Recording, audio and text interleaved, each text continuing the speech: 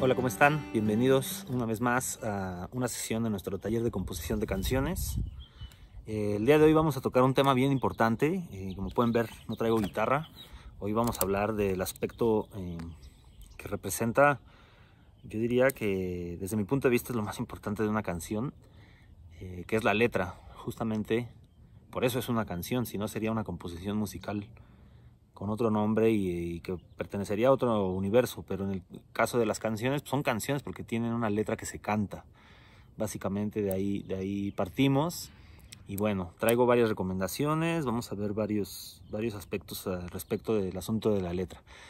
La letra, bueno, como ya les he comentado en otros momentos de este taller, la canción es un oficio que existe de una forma intermedia entre la música y la poesía, ¿no? Es un universo que utiliza los dos, pisa de alguna manera los dos terrenos y utiliza recursos y técnicas de los dos lados, tanto de la música como de la poesía, pero no termina a ser completamente ninguna de las dos cosas. Es y no es, o sea, sí es música, pero no es simplemente música, y sí es poesía, pero no es simplemente poesía. Y aquí voy a tratar de explicarles un poquito acerca de esto para que vayamos entendiendo de qué estamos hablando y bueno, pues que un poco esto a lo mejor les sirva para su propio proceso como compositores de canciones. Bueno, la canción como tal es tan antigua como la humanidad misma. Viene desde hace miles de años de pues tradición oral. La canción básicamente funcionaba como tradición oral y estaba construida, estaba creada para ello. O sea, las canciones eran una herramienta social para ir pasando de generación en generación historias, partes de la cultura, pensamientos, el inconsciente colectivo, pues las ideas de los grupos sociales distintos de distintas épocas, de distintas regiones del mundo. Transmitían sus conocimientos y sus tradiciones y su historia a través de una tradición oral que se iba replicando por el tiempo a través de las canciones. Entonces ahí es una pista importante para que entendamos qué onda con las canciones.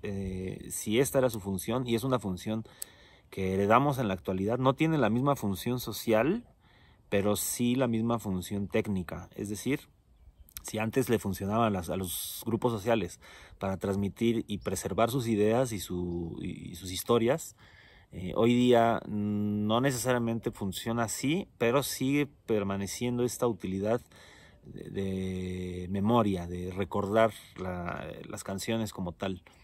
Entonces, ahí es un aspecto importante de cómo se diferencia de la poesía.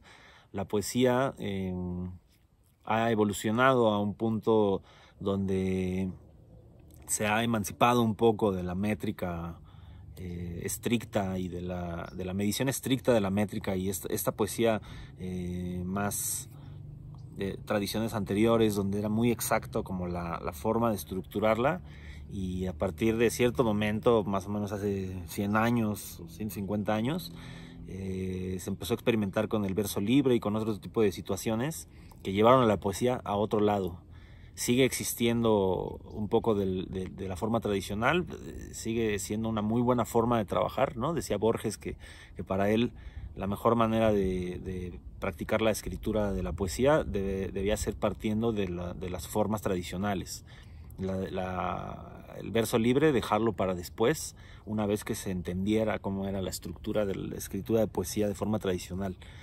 Y bueno, en el caso de este tema, de lo que yo les quiero platicar un poco, vamos a hablar de algunos aspectos referentes a la poesía. O sea, para poder escribir hay que leer un montón. Aquí me traje unos libros para a lo mejor revisarlos, explicarles un poco acerca de ellos. Simplemente tenerlos aquí cerquita ya me pone de buen humor. Yo soy un lector asiduo y busco lo más continuamente posible estar haciéndome de nuevos libros y leyendo muchísimo. Tenemos aquí, por ejemplo, a uno de mis ídolos, que es Mario Santiago Papasquiaro. Esta es una compilación hecha pues ya es un trabajo póstumo. Lo hicieron en una colaboración entre su esposa y también ya fallecida, pero en ese momento todavía vivía, y se juntó con la gente de la editorial. Hicieron esta compilación de de muchos de los poemas, no son todos, pero es mucho del trabajo de Mario Santiago Papasquiaro, que era un poeta de la Ciudad de México, un verdadero poeta maldito, investiguen por ahí acerca de él, y un gran amigo de Roberto Bolaño, el gran escritor chileno que vivió sus primeros años en México, fue el mejor amigo de Mario Santiago Papasquiaro. Y bueno, pues muchísimo trabajo de poesía. Tenemos aquí a Efraín Huerta, también Cortázar. No se distinguía por su trabajo como poeta, pero también hay por ahí mucho de su trabajo. Él más bien es reconocido como cuentista y ensayista, pero pues básicamente como un científico de la literatura. Experimentaba muchísimo. Y bueno, les voy a recomendar dos materiales que son muy importantes. Que consigan libros sobre teoría de la poesía o con ejercicios. Por ejemplo, este es uno de ellos, ¿no? Hay muchísimos, pero este, por ejemplo, se llama Poesía en Acción, que es un manual para talleres de poesía de Ramón Iván Suárez Camal, y trae muchísimos ejercicios, explica la naturaleza de algunas cuestiones de la poesía y explica pues cómo funcionan y deja ejercicios para entender algunos aspectos. Otro muy importante que deberían de hacerse de uno así es un diccionario de retórica y de poética. En este tipo de diccionarios, este es el de Elena Beristain, que es uno muy bueno, pues hace un desglose de las herramientas retóricas que tenemos a nuestra disposición, explica cómo funcionan. Básicamente pues es tecnología, o sea, las herramientas, los recursos retóricos son tecnología literaria para poder manipular el lenguaje a nuestra conveniencia y decir lo que queremos decir de una manera muy pro. Bueno, básicamente en las canciones pues hacemos poesía, pero es un tipo de poesía en particular. Es una poesía que, en nuestro caso, a diferencia de la poesía contemporánea, que a lo mejor ya es verso libre y no tiene una estructura métrica exacta, las canciones por lo regular sí lo requieren. No es una regla obligatoria, pero sí van a requerir, porque la forma de memorizar los temas de las canciones va a tener mucho que ver con su estructura métrica, es decir, con la cantidad de sílabas que componen cada verso, con el ritmo, que el ritmo es algo que se genera a través de los acentos de estas sílabas, y de un elemento que yo creo que es el más importante de la forma de escribir poesía dentro de las canciones, que es la rima. Todos ustedes ya me imagino que saben qué es la rima. La rima es la forma de coincidir fonéticamente los finales de los versos, ¿no? Un verso termina de una forma y el verso siguiente replica la forma como suena el verso anterior. Esto se puede hacer de varias maneras. Existe la rima consonante, existe la rima sonante. Todo esto lo pueden ir aprendiendo con la práctica. La rima consonante básicamente es la rima que coincide exactamente tanto en sus consonantes como en sus vocales de las últimas dos sílabas, o a partir de la última sílaba acentuada de un verso, desde donde se considera que va a existir la rima. Puede haber rimas internas en los versos también, y hay un montón de recursos. La verdad es que en una clase tan corta como esta no nos da tiempo de revisarlos todos, pero voy a platicarles de los que más pueda. Tenemos el asunto de las metáforas y bueno, los recursos literarios en general, que son muchísimos, que nos sirven para trabajar con las canciones.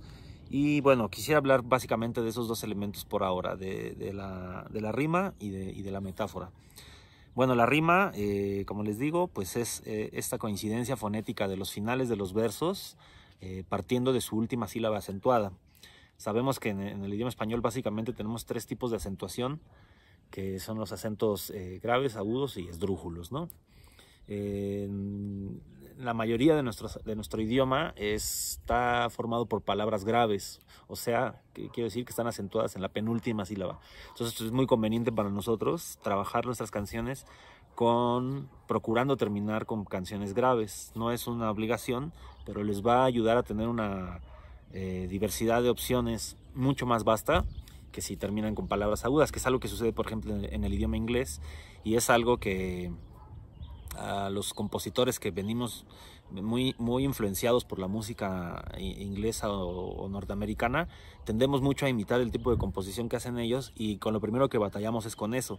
Tratamos de replicar su forma de componer y no podemos, o no lo podemos hacer de una forma tan óptima porque sus palabras por lo regular son palabras agudas y nuestras palabras no tenemos una variedad tan amplia de palabras agudas y entonces nos metemos en camisa de 11 varas. Bueno, existen también una situación con la rima que se llaman ripios. Los ripios hay que tener cuidado con ellos. El ripio es una rima forzada, o cuando se escucha algo que la rima es tan insistente y está trabajada de una forma tan superficial que se siente que solo está ahí por rimar.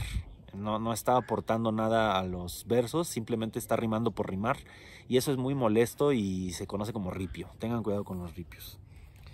Bueno, en el asunto de las metáforas, pues hay muchos tipos de metáfora. Nosotros básicamente, nuestro pensamiento es metafórico, nuestro lenguaje es metafórico.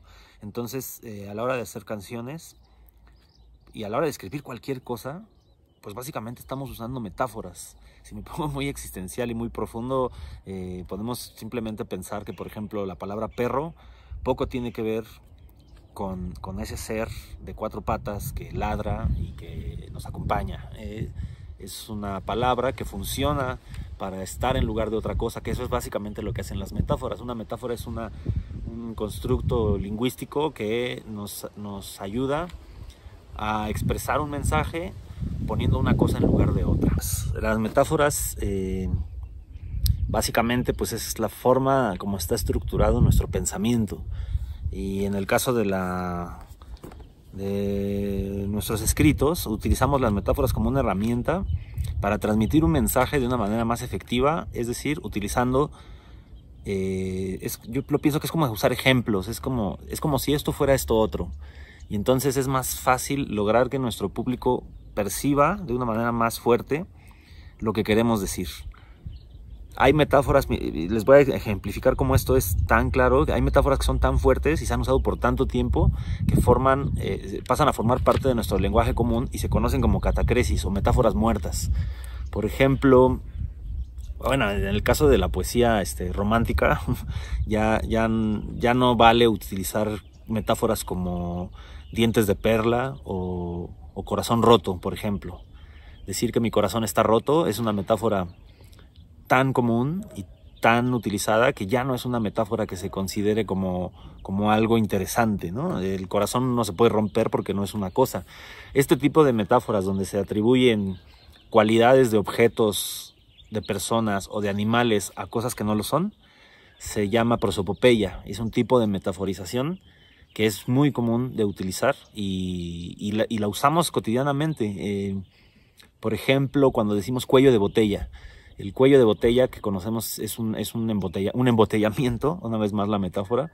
Un embotellamiento o cuello de botella es cuando en el tránsito, en los automóviles, hay una aglomeración de coches tal que ya no se pueden mover porque todos tienen que pasar por un espacio reducido y es un cuello de botella, ¿no? Esa es una metáfora. Es una metáfora tan utilizada que ya pasa a formar parte de nuestro lenguaje. Por ejemplo, cuando decimos la pata de la silla, estamos atribuyendo cualidades de un animal que tiene patas a un objeto inanimado como una silla. Y es una metáfora que se ha utilizado por tanto tiempo que ya no asombra a nadie, ¿no? La pata de la silla. El cuello de botella, estamos atribuyendo cualidades de un objeto a una situación que no tiene esas cualidades, ¿no? Estamos atribuyendo la situación del cuerpo humano, estamos humanizando un objeto como una botella, y luego en un segundo nivel metafórico estamos llevando ese cuello de botella al tránsito de los automóviles. Entonces, fíjense cómo ya hay varios niveles de metaforización, pero que es tan efectiva y tan poderosa que por el uso a lo largo del tiempo pasa a formar parte de nuestro idioma. Y bueno, en recursos literarios hay muchísimos. La poesía los utiliza, nosotros los vamos a utilizar en las canciones.